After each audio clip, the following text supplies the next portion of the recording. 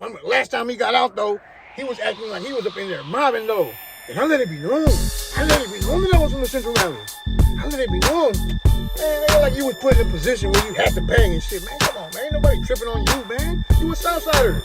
When you in LA County and you're a Southsider, they're gonna embrace you regardless, man. You know what I mean? It don't matter where you from. If you represent that double S, you good, man.